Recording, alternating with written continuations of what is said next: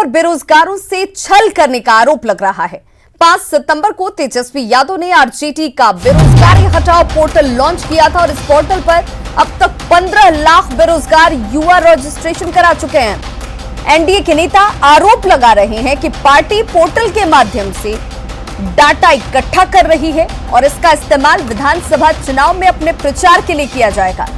साथ ही एनडीए के नेता ये भी आरोप लगा रहे हैं कि आरजेडी के पास कुछ बचा नहीं है और इसीलिए वो नए नए हथकंडे के जरिए युवाओं को गुमराह करने की कोशिश कर रहे हैं।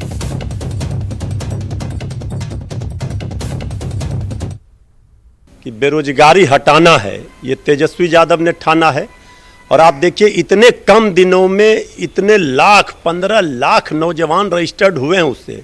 अभी तो चुनाव के 1 महीने करीब बाकी हैं। सोच लीजिए ये आंकड़ा कहाँ जाएगा, कितना बड़ा समस्या है ये सोचना चाहिए डबल इंजन की सरकार को। इसलिए हम लोग तो बेरोजगारी दिवस और बेरोजगारी हटाओ सप्ताह भी मनाने का काम कर रहे हैं। देखिए, मेरा ये मानना है कि जब आरजेडी को मौका मिला तो 2 साल तक वो अपने लिए मॉल बना रहे थे, अपने परिवार की चिंता कर रहे थे। मैसेज का उपयोग करने के लिए बना रहे हैं कि बिहार के युवाओं को उससे वो संवाद कर सकें। उनके पास अपने कार्यकर्ता का फौज बचा नहीं, उनके पास अब जनता का सहयोग बचा नहीं। लेकिन बिहार का युवा बहुत बार ठगा चुका है लालू परिवार से, अब ठगाने वाला नहीं है। युवाओं इनके झांसे में नहीं आने वाले। 15 साल में पहले ये तो बताइए युवाओं के लिए आपने क्या किया। आपने तो 15 साल में अपहरण का उद्योग चलाया, लोग यहाँ से पलायन कर गए, डॉक्टर इंजीनियर सब भाग गए, औने पौने में अपने मकान को बेच दिया। आज नीतीश कुमार जी बिहार में 15 साल हो रहा है, 15 साल के राज में लोगों को नजर आ रहा है। जनता तय करेगी। ये जो सोशल मीडिया के माध्यम से सरकार नहीं बनता है, सोशल मीडिया के माध्यम से कोई वोट नहीं देता है। 15 साल नीतीश कुमार जी ने 12 करोड़ जनता का सेवा किया है, उनका फलाफल इस विधानसभा चुनाव में मिलेगा। इनका हाल 2010 का होने वाला है।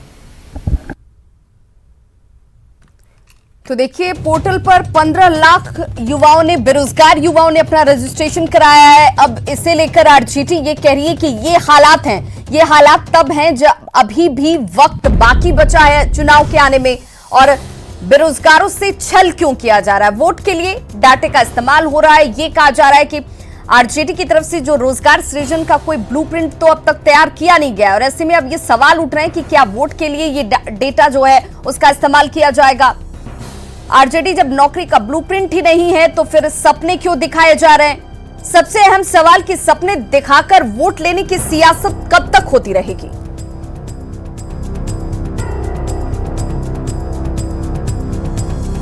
और सहयोगी अमित हमारे साथ इस वक्त सीधे लाइव जुड़ रहे हैं। अमित, सिर्फ इसे चुनावी स्टंट माना जाए, सियासी सिर्फ हथकंडा माना जाए कि युवाओं को और बेरोजगार युवाओं को एक सॉफ्ट टारगेट इस वक्त माना जा रहा है और इसीलिए इस तरीके से आरजेडी इसे भुनाने में लग गई है। देखिए, निश्चित तौर पे विवाह, क्योंकि बिहार को कहते हैं कि युवा प्रदेश है और यहाँ पे युवाओं की संख्या जो है वो सबसे अधिक है। और यही वजह है कि हर राजनीतिक दल जो है वो युवाओं को साधने में जुटी है।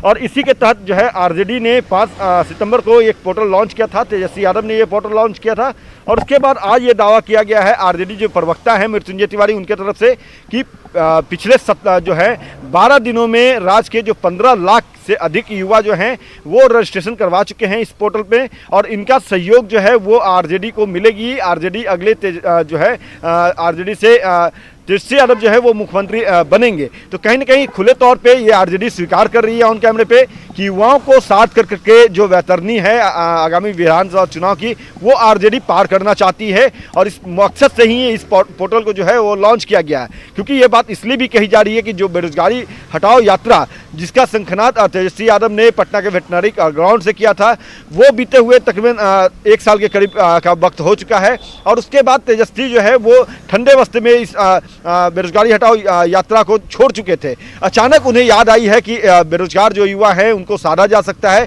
और उनके बल पे सरकार में वापसी की जा सकती है। कहीं ना कहीं इसी मकसद के साथ जो है वो इस बेरोजगारी हटाओ पोर्टल को लॉन्च किया गया और अब ये दावा किया जा रहा है कि 15 लाख से अधिक युवा जो है वो जुड़ चुके हैं। अमित, ये चुनावी भले हथकंडा हो, लेकिन ये पेशानी पर सरकार के जरूर बल डाल सकता है, क्योंकि युवाओं को और उसमें भी बेरोजगार युवाओं को किस तरीके से आपने रोजगार नहीं मुहैया कराया या सब्ज बाग दिखाए गए या फिर तमाम आपके दावे उन तक तो नहीं हकीकत बनकर उतरे, इसका जवाब सरकार को देना इतना आसान नहीं होगा। सत्ता पक्ष के लिए भी इस पूरे मसले पर सफाई देना इतना आसान और सहज नहीं है।